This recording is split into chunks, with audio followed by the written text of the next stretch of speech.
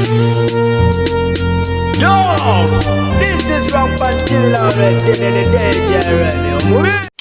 Mwetwogerera ba refugees oba abanoonyi b'obubudamu abawerako ddala 260 okuva mu South Sudan wamu ne DR Congo batuuse mu ggwanga lya Uganda olunaku olw'eggulo okusinziira ku mukulu amanyiddwa nga Diana Nabatanzi ne Deputy Refugee Desk Officer okuva mu West Nile yagenze maaso okuba nga ategeeza nti guno gwe muwendo ogw'aba refugees oba abanoonyi b'obubudamu ogukyasingidde ddala okuba ogwa waggulu. Jjukira bajjira mu biwayiwayi oba mu bigurupu bukyanga batandika okujja mu ggwanga lya Uganda era ng'agamba nti omuwendo gw'aba refugees Uganda gwe yakaresivinga okuva mu January okutuusa mu April olunaku olwaliro bawerako ddala 1.5. Engombo ya muzadde tasobya yo egenda kubanga ate eziikibwako ddala ettaka olw'ebikolwa ebyettemu n'ebikolwa ebibi ebivumbekedde mu bazadde b'ennaku zino. Ono agambye nti mukwano gwe yaddayo e Uganda omwezi nga gumu emabega wabula yasanga maama we ssente zonna yazirya. Olwali okumubuuzaako nti maama ssente zange ziriwa, maama yamuddamu kimu nti mukwano nja kukusirisa lekeraawo kubanga ate ondaalaasane mu bantu nti nalye ssente zo. Waayita ennaku 3 zokka omwana oyo n'alwala era n'afa. Ng'amaze okufa maama bagamba nti baamulabye ateeka eddagala mu mulambo gw'omwana era n'eddagala erimu baalisokodde mu kamwa k'omulambo. Maama yettidde omwana we lwa ssente. Ekibuzo kiri nti zo zikyaliwo, obusungu nga bungi. Naye nga kansuubire nti oli bulungi gwe najjo sinzidde okuba nga te oneekuumiddeko. Ensonga eyo erabikanga entono naye ate nnene ddala. Kakati maama waatuukira okukola ekyo omuntu aneesigaani. Abazadde bangi ensangi zino tebakyagambwako, abazadde bangi baafuuka ekirala. Simanyi nakumanya naye Mungu yasinga okutegeera.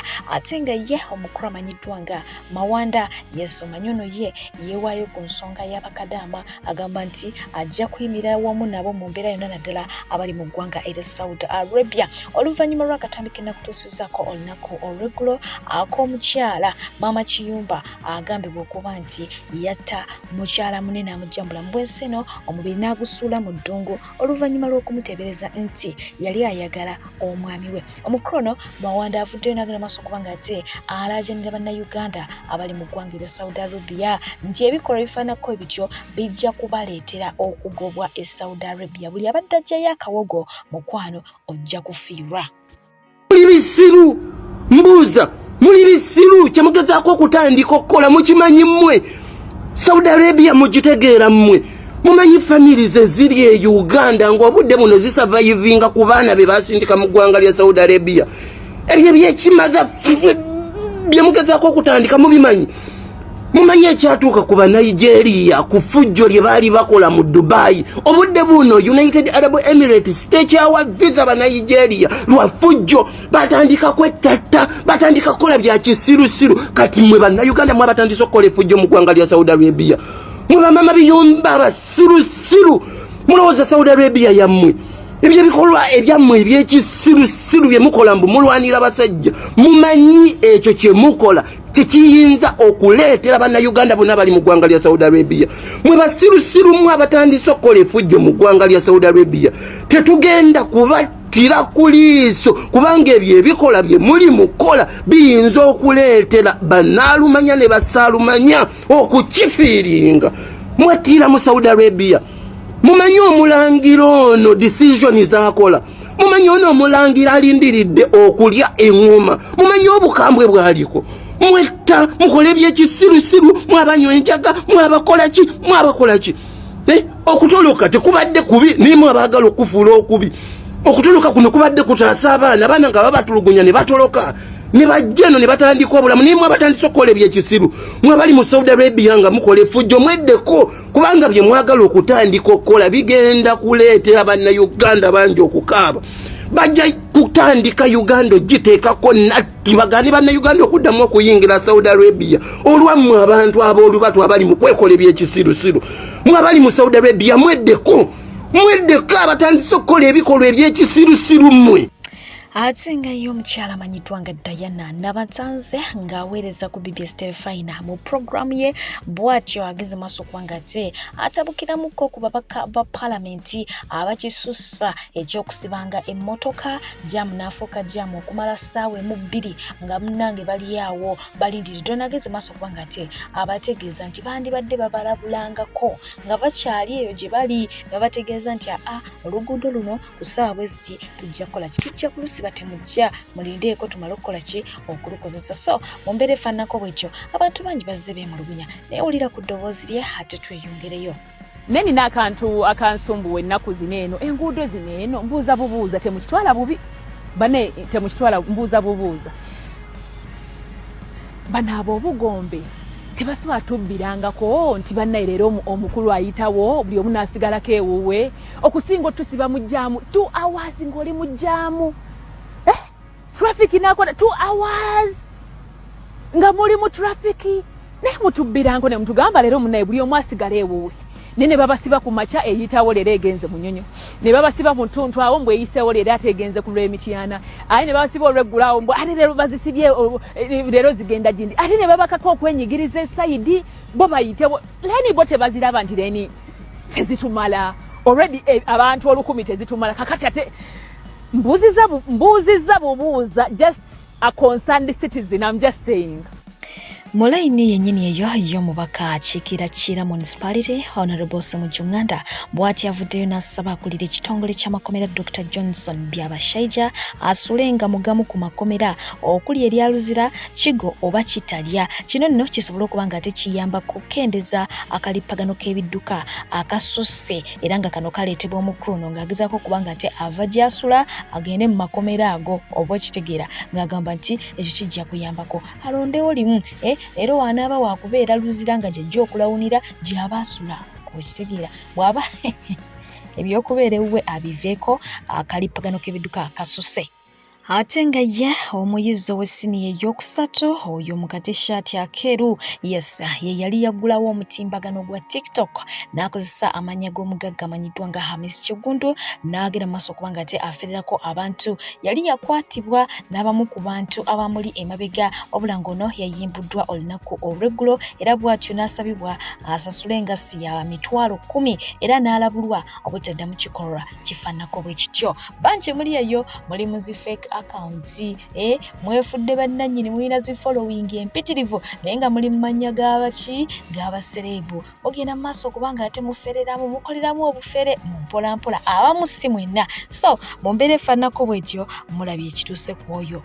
Ate nga yo kkooti esookerwako e Masaka eyimbudde munnakibiina ki National Unity Platform Ibra Kimera agambibwa okuba nti yali yawambibwa nga 7 omwezi ogwokuna omwaka guno ono ateereddwa ku kakalu ka kkooti okusinziira ku Kimera yakwatibwa ab'ebyokwerinda n'atwalibwa embuya oluvannyuma n'abeera nga ate atwalibwa mu kkooti e Masaka gy'agguddwako omusango gw'okukuba munnamawulire. Ate nga ye mwana mulenzi amanyiddwa nga Rain omusoyisoye jjukira nti ono ali mu kaweefube wakuba nga ate yeetaba mu kalulu ka 2026 agenze maaso okuba nga ate ategeeza abawagizi be bonna nti babeere bagumu essente ez'okussa mu kampeyini azirina ate nga ne basaponsa nabo abalina so nga ate ye omukulu amanyiddwa nga Alien Skin bw'ati ategeezezza ab'ekibiina kya National Unity Platform nti asobola okuba nga ate abayimbirako mu biseera bya kampeyini oba mu kwenja akalulu singa abaasasuddwa n'agamba nti okuyimba mu NRM si choice ye nti oba kyayagala ennyo naye olw'okuba nti guli mulimu gwe ye mukozi wa nsimbi era asasulwa y'ensonga lwaki agenda n'akola ki n'abayimbira so n'aba NUP nabo singa baba bagenze maaso okuba nga ate batuukiriza ebisaanyizo bye byasaba asobola okuba nga ate abayimbirako mu kadde k'okunoonya akalulu. Ate nga ye omukulu amanyiddwa nga Alex Mukulu avuddeyo ne yeewuunya oba n'ayogera ku bukadde 10 obwogerwako obugambibwa okuba nti bwaweebwa abaka ba paalamenti ab'enjawulo ng'akasiimo. Kaakati tuli ku miliyoni 10 kasiimo ate bwe baliwuumula nga bamaze okukola emirimu gyabwe muli bawaki ndowooza mugenda bawa buwumbi owulidde kuba kati tukyali ku miliyoni 10 nze bwe mba nze sizitwala kubanga mba ntegedde nti ndi musiru naye bwe nzitwala ate mba nnyingidde obugwagwa. So nga ate abasuubuzi b'embaawa wali eri mu Ndeeba bagenze maaso okuba nga tebalojja ekyabaguddeko era nga bano bagenze maaso okunenya kampuni ey'abaziinyamoto okwesuulirayo gwa Nagamba ng'embeera efaanako bw'eti ebatuuseeko. Ekyewuunyisa singa bagambye nti Bobi Wine ali wano, singa abajjaati, singa abamilitare, singa uniformu zonna bagusobaani, singa batuuse dda wano, singa emmamba zonna ziri wano. Naye kakati emmaali y'abannansajja aganye bwe tolina gw'olaba musindike abajjaati n'abamagye bajje batutaase mu kaseera kano. Naye mwana gavumenti Omukulu amanyiddwa nga Kanali Mugume yakulembeddemu kaweefube okuba nga ate basondera omuto amanyiddwa nga Sadi Junior kasente k'okuba nga ate asoma taata waatali era ng'ono yagenze maaso okuba nga agamba nti kino bakikola okugezaako okusima wamu n'okujjukira omugenzi emirimu gye yagendanga maaso okuba nga ate akola mu ggwanga lya Uganda. So nno wano ttiimu yagenze maaso okuba nga ate esinziira n'ekola ekifaananyi ekya art awo nno ne bakisimba omukulembeze w'ekibiina kya National Platform era nga bw'atyo teyaganye yakkiriza okukigula ateeka ettaffaali ku misomo gy'omuto. This is Sad's work, and this is the best of all his works. That's why we chose for you. Yes, with the help of the SG. Absolutely. You I was in touch with him. Yeah. First of all, thank you for standing with Sad. Thank you for being real friends. This is the only time to see friends. I was not a close friend to him. I was just an admirer of his work. And us buying this is our humble way of also communicating that he was a precious gem in Uganda. But also, we have so many people that have lost airport systems, children, widows, and people assist us. So when we saw this drive, we thought it would be noble to be part of it. And allow me, on behalf of NUP and myself, to hand over our little support and to enjoy that short works. Thank you so much, sir.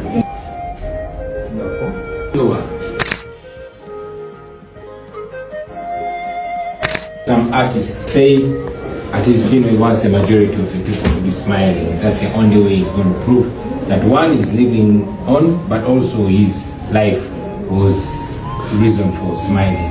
So, I mean, sad we are together, but having such works live on, you know, we guys don't die, we artists better start being an artist.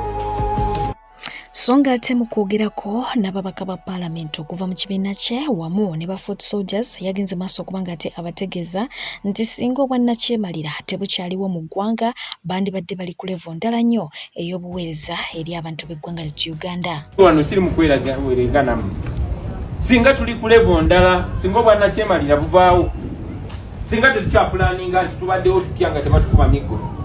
Singa bannabyabufuzi basinkana kayana nedda kakati gavumenti eyagala sente ziteeka mu byanjigiriza naye fa opposition tugamba gavumenti sente eziteeke mu byanzijanjaba nga kwe kayana okukubeerawo nga mu parliament mba mukayana nedda gavumenti lwaki sente eyagala zissa mu byabulimi ate fe tulowooza yandisitaddeyo byabulambuzi kuba bino singa okuleeta sente debate yandibaddeyo twandibadde tukayanako nekatomanke tukaanako nedda lwaki abamilitare bajja ne bakuba abantu ne bababuzaawo nga tebawozezza ne gavumenti enyonyola nedda omanya abantu tubawamba ne tubajjamu enjala kubanga bakola efu ensi erina okukula okuvaawo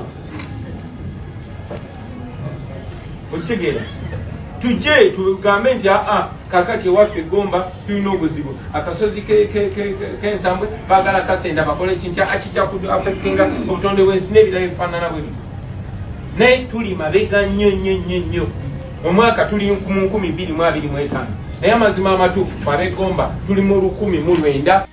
nga ye bw'ati bwafuba okulaba nti abunyisa eggwanga enjiri ey'enkyukakyuka y'omukyala amanyiddwa nga Hadija Namyalo okuva mu kibiina kya NRM yavuddeyo ku mpewo n'amulumiriza nga bwe yamusookako mu bulamu oba ng'omusajja eyamuggyako embeerera ye. So ng'ate n'omukyala amanyiddwa nga Nakangobi Jennifer Fulufiga ng'ono yaliko mu kibiina kya NUP era nga yali muwagizi wa Bobi Wine Lukure yavuddeyo n'agenda maaso okuba ng'ate ategeeza nti okugenda mu kibiina ekyo wakiri agwamu mu ntoyi eya 45. Eyanzijjako virginity nga temumwogerako. Oyagala mutugamba.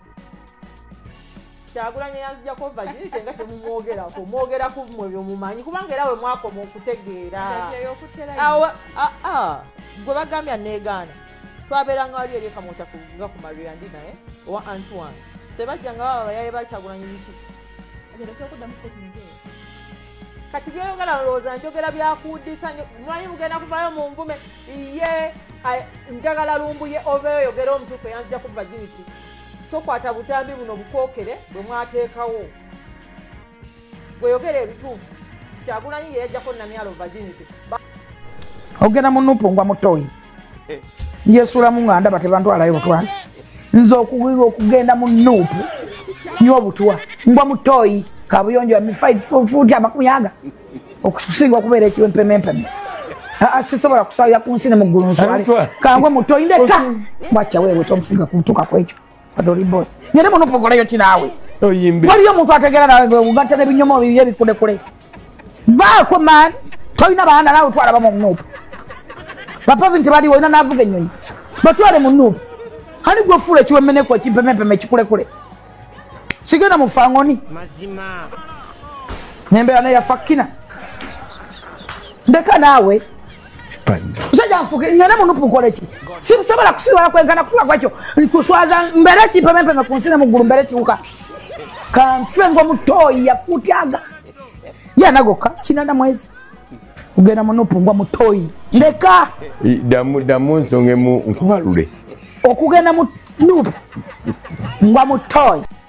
Ate ye yaliko IGP w'eggwanga ly'e Uganda omukulu Hassan Kasenje avuddeyo n'atabukira abo bonna abalina akamanyiiro k'okuba ng'ate bamulagira butya bw'ayinza okuba nga asaasaanyaamu essente ze oba azikwatamu.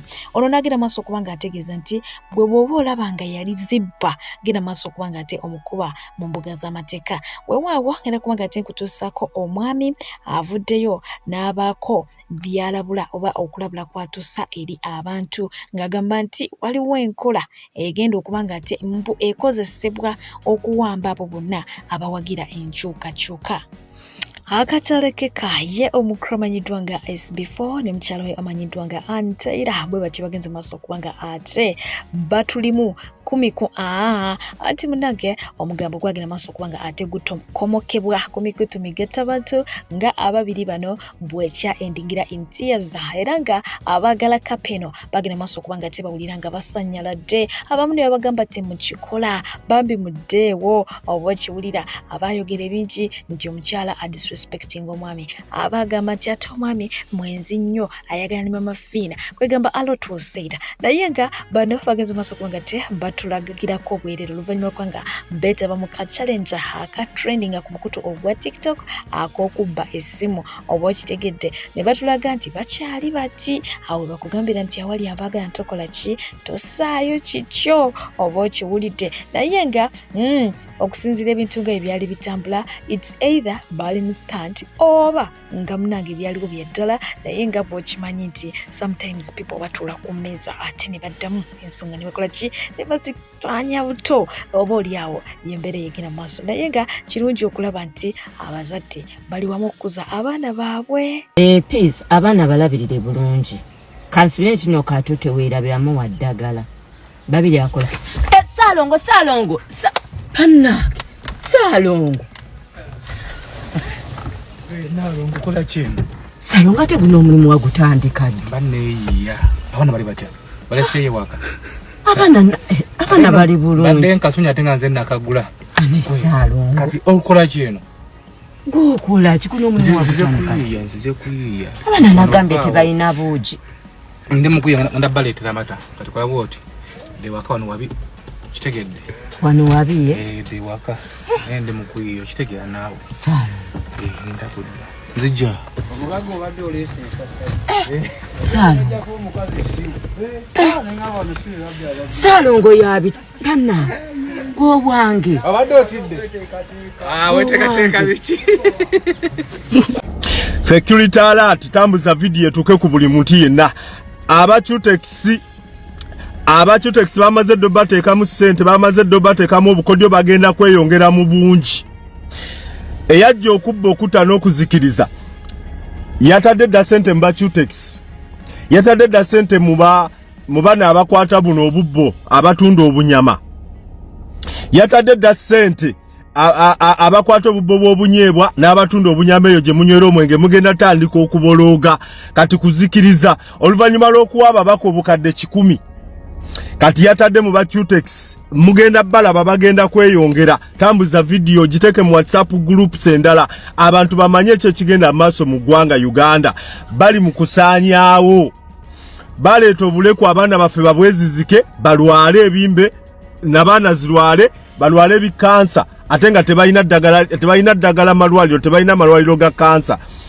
kati bano abatambula bamaama enjala zo zitambula mpoomu mugenda bawulira teboogera Luganda Oluganda lwayogera nenga ali mu kusiga Cutex ekyokubiri abalala bamanyi Oluganda obulungi ababyogera obulungi be bataddemu dda koodi agenda tandika emboozi eya omuhoozi atandika emboozi ya Museveni eby'obufuzi olw'okuba bakimanyi nti tuyina ennaku tuyina obulumi ogenda kwabika mangu obeeko by'oyogera bagenda bawamba bagenda tandika okujjanjukunju kuba abakimanyi abantu bonna tebakyabaagala bakimanyi Saanya akimanyi nti kati takyayinawo akimanyi nti agenda ayagala kugenda nga buli kimu akisaanyizaawo so mwegendereza abacutex mwabanywa omwenge mwegendereza ebibaala gye mubeera mugenda tandika okubologera mabaala olinyodde omwenge oli mu kaberengo simanyi oli mu kanyeebwa ogenda tandika okubologa tambuza video abantu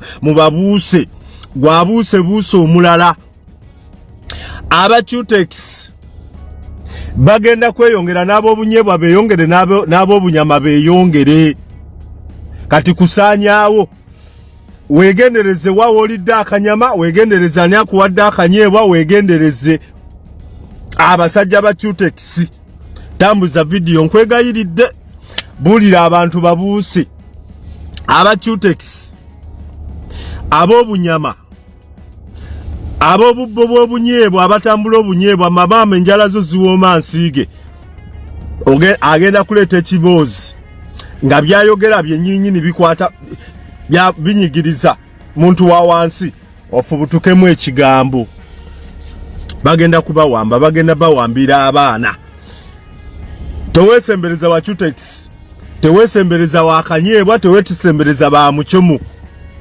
abo abaleetera omuchomo gye munywera omwenge ategedde tegeeza omulala ab'Oluganda abako n'ab'emikwano bannayuganda omutemu wuuyo otambudde obwoya ne bukuggwa ne kuntumbwe ng'onoonya mirimu ofereddwa abaferi bangi toddamu ku magambo agakkankwanjulira Molden International Labour Consultants be bakugu abaakakasibwa okutwala bannayuganda emitala w'amayanja mu nsi nga Qatar, Saudi Arabia, Jordan, Kuwait, UAE, Bahrain era nga bano bakutusaako emirimu omuli security, waiters and waitresses, maids, cleaners wamu ne baristas basange wali eri ennamuŋŋoona oba bakubire ku nnamba zaabwe ez'essimu 074738821 oba 077283000 oba 0787952 be bokka abagenda okusangula ennaku ku mutima gwo beba Molden, shipping life into a unified destiny. Abalungi abatuuliriza era abatulaba olunaku olwaleero tukyaddeko ewa Sheikh Asiraf Dembe. Sebo nsanyusa okubalaba. Amannya agange Seeka Asiraf Dembe akola ku bizibu by'enjawulo. Omuntu singa aba alina ebirwadde tumusomereddwa, tumuwa amazzi ga lukuya nga bw'obadde ogalaba, tugenda abantu ku kyoto ne twokya emizimu emibi egibabaamu n'okulomba edduwa. Abantu singa abeera ng'ali wano atuuse sobola okumulombera edduwa, ne waba atatuuse nga mpadde amannya ge naye ng'ali wala. Neetaaze ennamba yange yeeno eri 0701763711. Nammwe bannyinaffe abali ebweru oyagala okuba nti oyagala okulombera ku dduwa ng'olina ebizibu, viza zibuze, amaka gakolongotana, sente zikola zimpita mu ngalo, ojja kumpeereza ekifaananyi kyo n'amannya go, ebyo byokka bijja kummala. Nja kukulombera edduwa, ojja kutereera. Olunaku olusembayo mu mwezi mba n'edduwa ey'awamu ffenna n'abalwadde bange abakadde n'abapya. Salaamu alaikum warahmatullahi wabarakatuh. Bolambalambangira kubanga ate mbasibula naye nga mbasibulira ku mukulu ng'onono mutabani we yali Jeno amanyiddwa nga Kasirye Eggwanga avuddeyo n'ategeeza eggwanga nga bw'agenda kubanga ate yeetaba mu by'obufuzi era ng'agenda kwesimbawo ng'omubaka wa Busunju 2026. Awo nnyini wengera okubanga ate nkukomya omulungi bali kubanga ate otambudde nage mbarebijeho okubanga ate nkuweereza bolambalamba lwakinidda atakumira mpera banjagalire mweraba. Nti ngenda okwesimbawo nga member of parliament Busujju constituency, and I got a lot of feedback. Nafuna okuddamu kungi nye okuva eri abantu bonna abalaba vidiyo eyo abagitambuza abamu bagimpeeza ku WhatsApp, and intentions zange ziri clear. Ekyo nakisazeewo kyawedde era sigenda kukiddamu, so kati kukweyongerayo mu maaso. Lwaki nasazeewo okwesimbawo? Abantu bangi nnyo bagenda ne batuna n'ogamba mbwa kati mutabani wa Kasirye Eggwanga, so he's riding on that name. Atambulira ku linnya eryo. Kituufu ntambulira ku linnya eryo kuba kisangibwa mbw ate amannya gennyini kitange era ge yantuuma ago. Naye erinnya bw'oba nali oba erinnya lya kitaawo nga yali muntu wa maanyi nga owange bwe yali, it can only take you so far. Lisobola kutwala a given distance, terijja kutuusa, lijja kutwalako naawe oyongerezeeko then otuuke gy'oba oyagadde okugenda.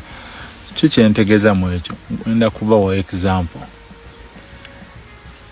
I sought an appointment, nasaba appointment okumitinga omukulembeze w'abantu, His Excellency Robert Kyagulanyi, and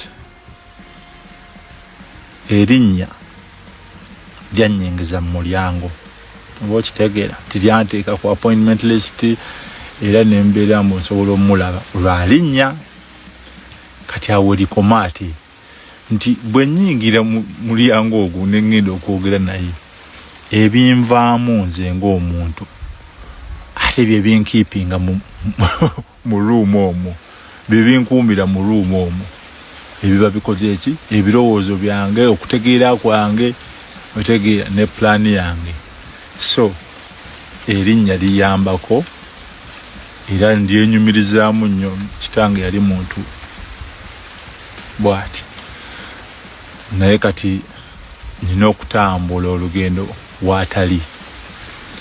Bangi nnyo abatakimanyi, oba bangi bannabusujju, abatali bannabusujju abakimanyi nyina abatakimanyi nti nze neesimbawoko mu mwaka gwali gwa 2015 2016 in those campaigns, and erinnya kyanjigiriza kino nti erinnya lijja kuwa audience. Abantu bajja kuvaayo balabe baakula mutaani wa Kasirye Eggwanga yaani, okitegedde, baveeyo balabe. Kati bwe bamala okuvaayo byoyogera ebigenda okukwipingira crowd oba okukuŋŋaanya abalala, okitegedde. So kyanjigiriza nti machazi oli mwana wa Kasirye Eggwanga tekitegeeza mbu tojja kukola. So nagenda mu kalulu ako ne bankuba akalulu, era kati omukulembeze aliko David Chamuzik, Honorable Kalwangai, yatuwangula mwaka akalulu. So that was a learning curve for me. Kyali kintu kya kuyiga tekyamala mu maanyi kyanyongera bwongezi ne ngamba okay ntegedde bwe bitambula kangende neetereze and then nkomewo. Tuva mu kalulu ako kitange yambuuza kati ogenda kukola kibakubya akalulu. Nangamba ebiseera ebisinga abantu bebakuba akalulu they disappear, babulawo into oblivion. So how are you going to fight back? Namugamba right now bankubya akalulu nalina emyaka 28. That is about 10 years ago.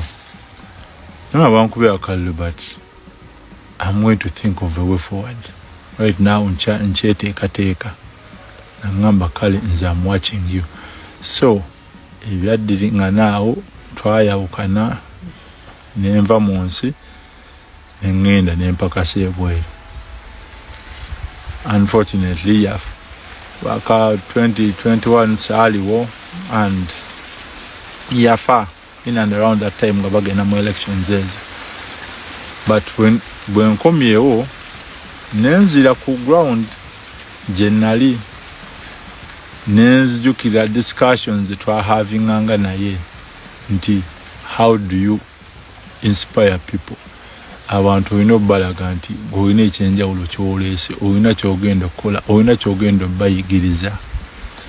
So when I went to meet His Excellency the President,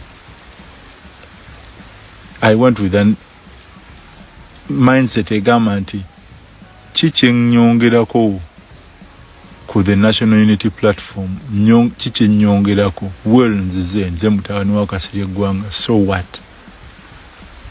Oyongerako Kasirye Eggwanga yali Kasirye Eggwanga yafa. Tegedde kati gwe nga mutabani wozze naki. And I ran my ideas past the president and he welcomed my ideas. Kyensinza okulaba nti abantu, and this is not to belittle, si kumalamu maanyi oba kujevuna abo bonna abavayinga for political office abagala okwesimbawo mu bifo ebyenjawulo n'ebitundu ebyenjawulo ku kaadi ez'enjawulo oba NRM oba National Unity Platform or FDC whatever. But